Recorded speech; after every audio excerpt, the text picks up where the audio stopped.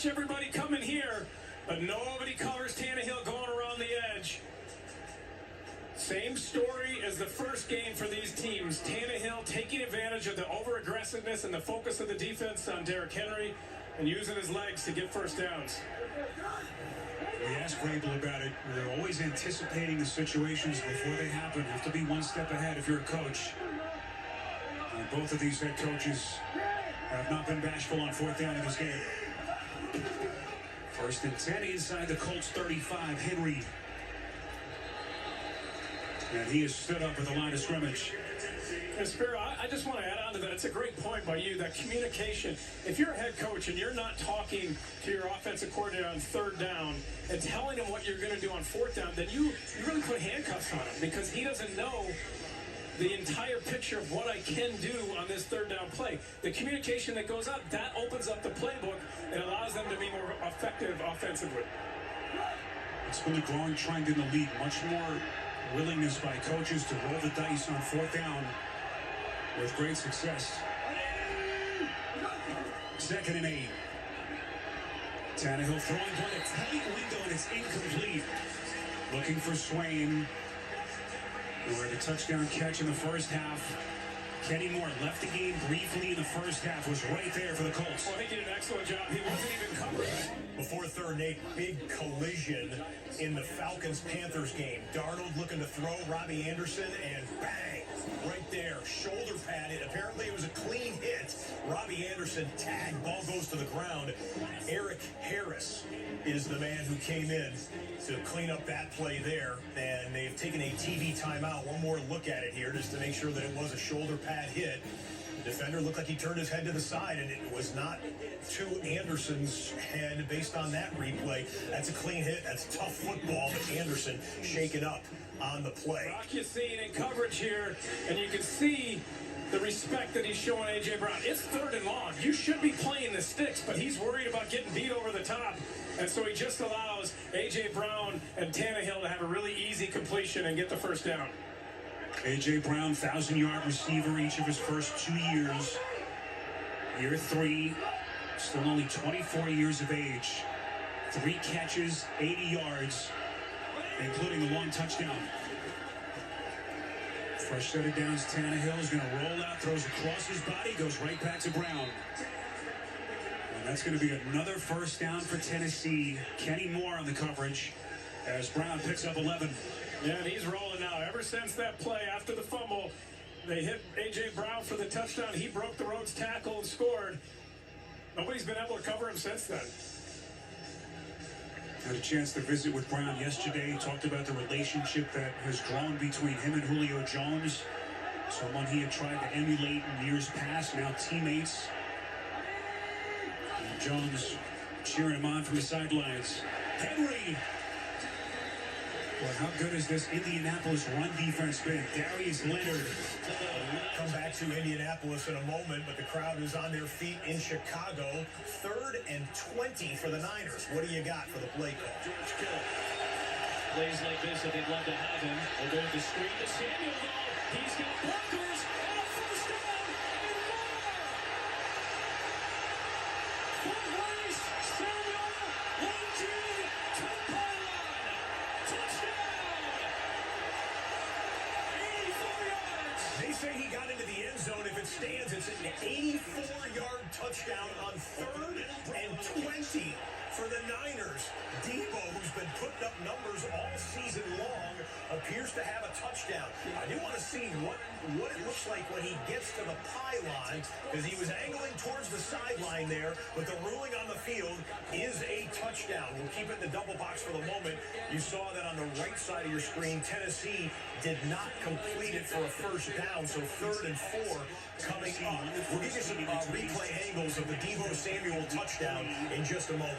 Won it handily. Faced with a big 3rd and 4, down 3. Tannehill through his reads to the end zone. It's caught. Touchdown. Nick Westbrook-Ikhine. And the Tennessee Titans at one point down 14-0 have taken a lead. They got A.J. Brown inside. He clears out, and then Westbrook-Ikhine comes underneath. The safety's out of there. Excellent play design. A good throw by Tannehill again. The ball location. What a drive for the Tennessee Titans.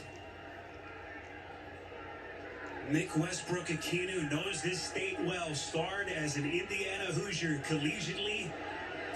He's been an important special teams player for Mike Vrabel, but a big play. Here's a replay look. Deebo Samuel, can't see if he's out of bounds there yet.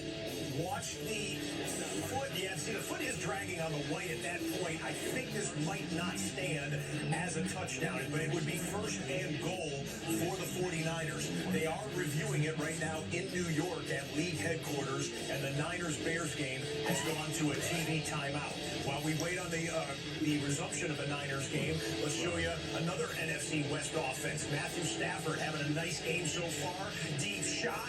Van Jefferson, 68 yards. Tackled down at about the 9-yard line. This is going to be first and goal for the Rams, as it will be Van Jefferson shaken up there. But a couple plays later, Cooper Kupp catches it from Stafford. It's another touchdown, and, well, Rams look like they're on their way to a victory. I know it's only midway through the third quarter, but Rams are all over Houston, 31-0. So it's 109 yards for Van Jefferson. Cooper Kupp has 109 yards receiving on 6 catches, and Kupp is in the end zone. He leads the league in receiving touchdowns. I think you got to do something different. It's just a hair in this. Oh, boy, his second effort. That's coming in from the far side. That is close. I don't know. I just don't feel like, right? You can run the ball some, but it can't be that if they're doing some dirty work. We've got Sam Bradford and the Carolina Panthers. Chuba Hubbard have just run it down to a goal-to-go scenario. 9-yard line, first and goal. And the Niners play was overturned as we suspected. No touchdown for Deebo Samuel. Still, it was about an 82, 83-yard catch and run. They'll hand it off to the up man. Kyle Juszczyk's not going anywhere. Going to lose a yard or two. Chuba Hubbard goes straight ahead. Penalty flag comes in there late. We'll see. Maybe the Bears lined up offside? No, it's a false start. Okay. False starts to back up the Niners even more. They might need to throw for it here on goal to go. For that false start penalty, Adam Amin, Greg Olson, Pam Oliver, our fantastic Fox Sports crew. It's been a fun game and a tight one so far. 3 field goals for San Francisco. Justin Horner clearly passed all the checks in the blue tent. Cleared to play again and back on the field. And second and goal at the 6. Royce Freeman now the running back. Play action. Darnold on the roll, throws it short. A juggling catch made by Garoppolo, a hometown kid from Chicago. First and goal, give to Mitchell. And the rookie powers ahead, gets the penalty yardage back, and sets up second and goal. Move. Maybe give him an option on the run here. Got a crucial third down. And they're 3 for 3 on third down on the drive. It's 7 for 11 for the day for Joe Brady. Defensive coordinator. And Robbie Anderson one-on-one with Terrell up top. Not a bad matchup. Robbie's awfully fast. Third and goal at the 5. Darnold, pressure up the middle, and he has to throw this one away. Mitchell in motion. Garoppolo turns and throws to Ayuk. That's incomplete. Jalen Johnson in the coverage. Third and goal. Good play design. It's hard to see did Jalen Johnson get his hand. Incomplete pass there on the upper right-hand corner of the triple box. We now have the Steelers in the red zone as well. That's at the bottom of your screen, and then Carolina upper left. We'll go back to back to back with these 3. And that's a catch by Johnson.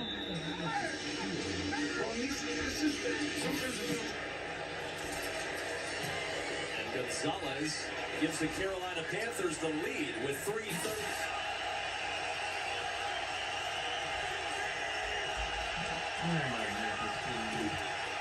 Garoppolo, a designed run for Jimmy Garoppolo, and in for a touchdown.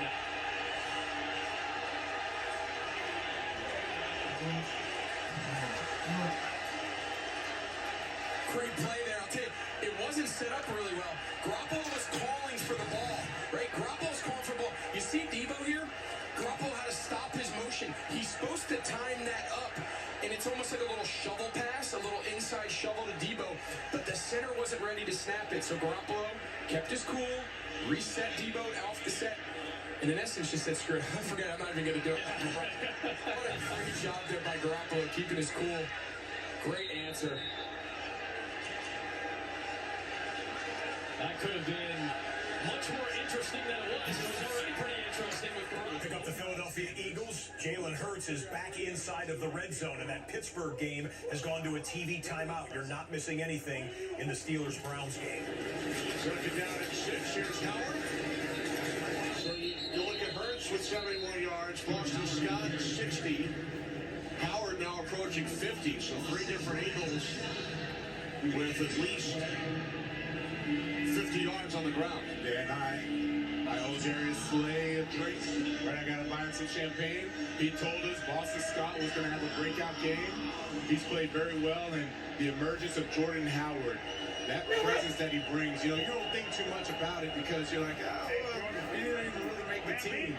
But it's that power that allows the team to ride his tail. Look down at 3. Here's Howard.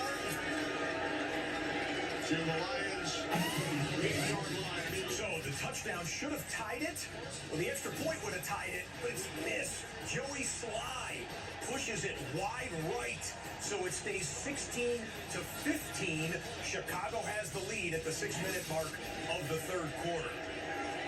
Hurts taken down back at the 10-yard line by Tracy Walker. It was actually an illegal substitution again on the Lions. Might have had 12 guys out there.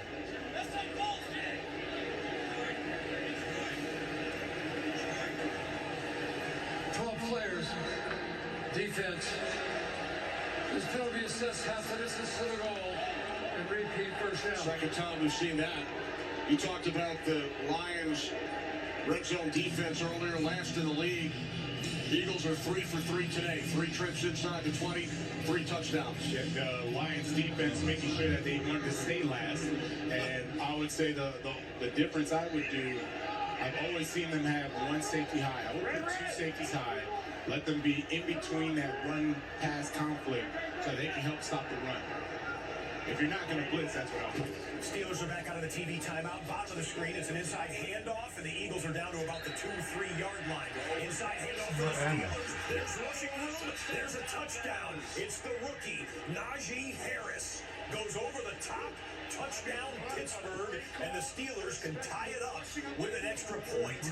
In the upper left-hand corner, we have not seen much of the Bills' offense because the Bills have not been in the red zone very much, and the Bills do not have a touchdown today. Very shocking stuff there, but we're on the Bills now as they're inside the 20. And that's a second Jordan Howard touchdown, and the Detroit Lions look gassed on defense.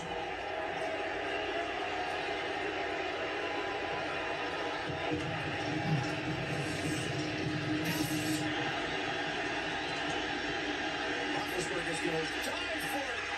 What a play. The ones we repped so much over the summer. Let's put those back and see if we can get in the end zone.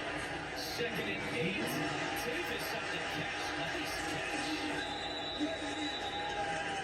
And he's down at Brings up 3rd down for Buffalo. You saw the Pittsburgh Steelers went for 2. There's a penalty, but here's the issue. Chris Boswell, their kicker, is out for the game. Boswell was concussed. Oh, and it's an offensive holding, so now what do? If you still have to go for 2, if they don't have an emergency kicker, the punter for Pittsburgh has never kicked before. He does not kick field goals, not even in college. Boswell is out for the game with a concussion, so a decision to be made by Mike Tomlin here with a 1-point game.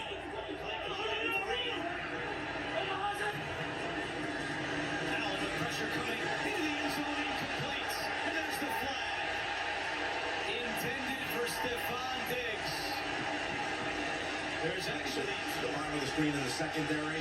This is how bad the situation is. They're still going to go for two from the 12-yard line. I don't remember the last time I've seen a two-point conversion from the 12. Williams, that's a corner. It's zone.